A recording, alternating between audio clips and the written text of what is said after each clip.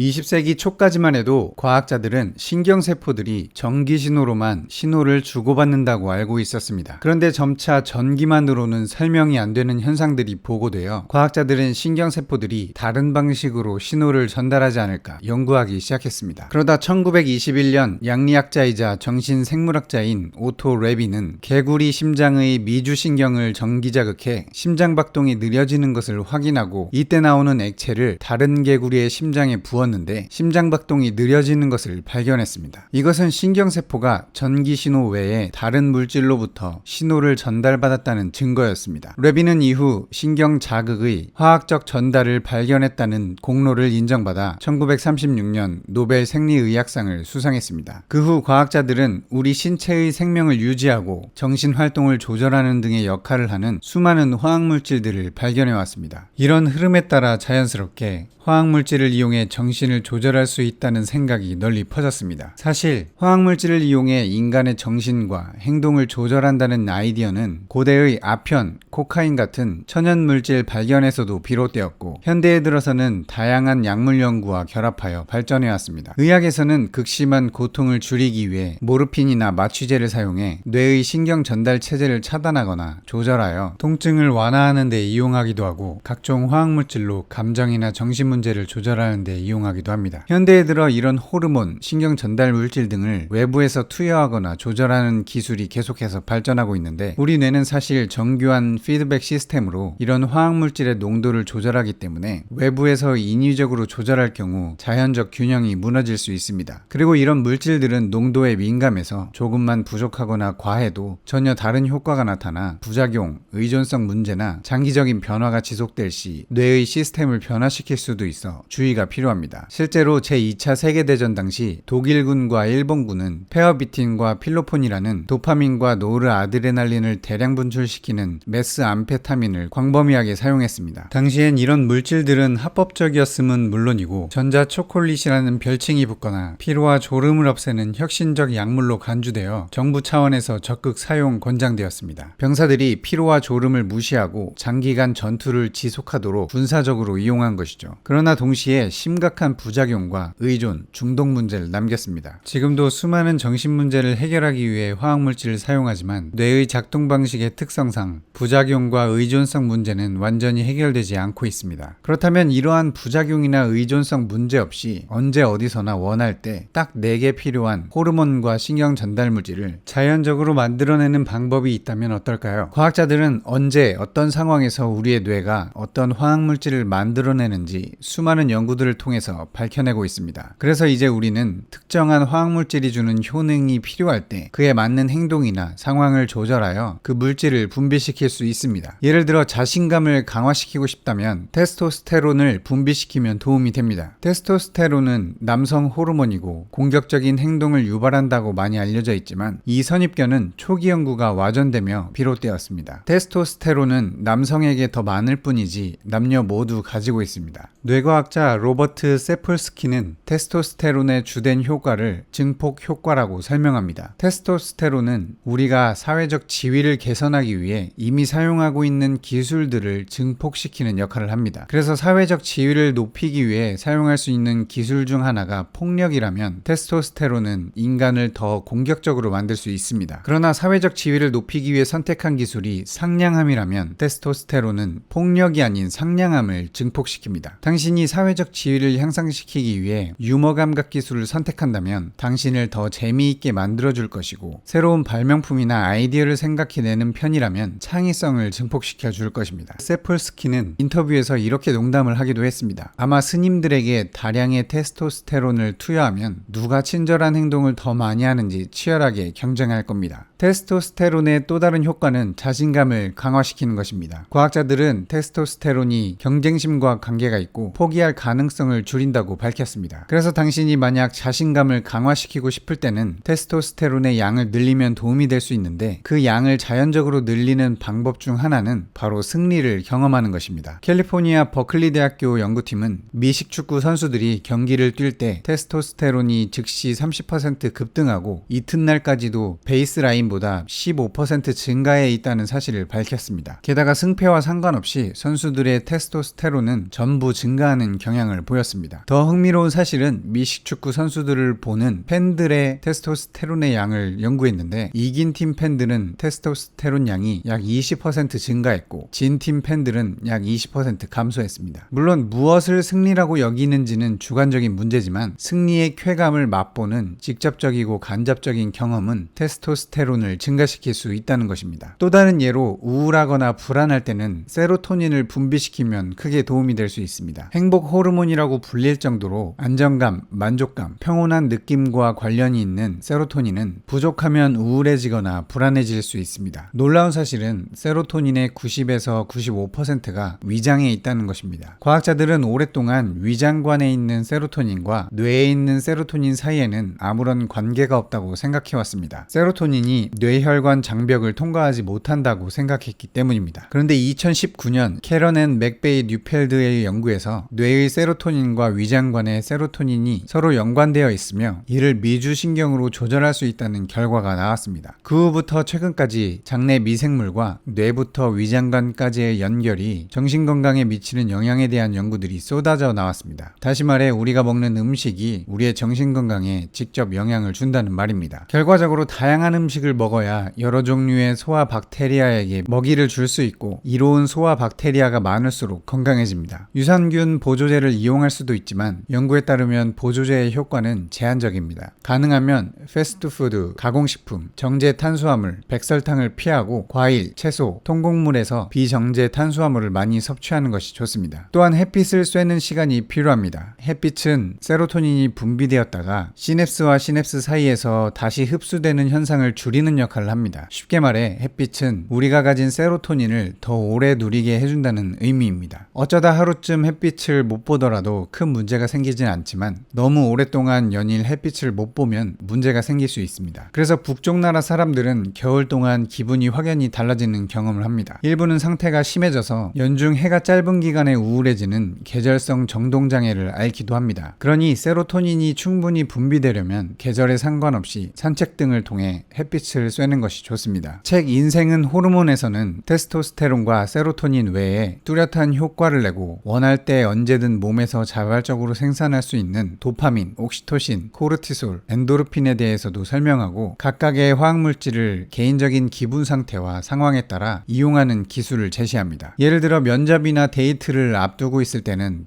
테스토스테론과 옥시토신을 분비시키고 창의력이 필요한 순간에는 도파민과 세로토닌을 분비시키고 중요한 결정을 내리기 전에는 도파민과 코르티솔을 이용하는 것이죠. 사피엔스의 저자 유발 하라리는 행복이 도파민, 세로토닌, 옥시토신 등의 신경화학물질에 의해 만들어진 감각에 지나지 않으며 결국 행복이 뇌 속 화학작용의 결과일 뿐일 수도 있다고 말하기도 했습니다. 물론 우리의 감정을 비롯한 여러 정신작용들이 단순히 전기신호와 화학물질들의 작용일 뿐이라는 생물학적 환원론에 동의하지 않는 학자들도 있고 아직 과학이 모든 것을 밝혀낸 것은 아니지만 우리의 감정과 정신에 막대한 영향을 끼치고 있는 화학물질들에 대한 지식을 적절하게 생활 속에서 이용해서 더 행복하고 건강한 삶을 사는 데 도움이 되면 좋겠습니다. 이 영상을 통해 더 많은 사람에게 도움이 되도록 좋아요, 댓글, 구독 부탁드립니다. 감사합니다.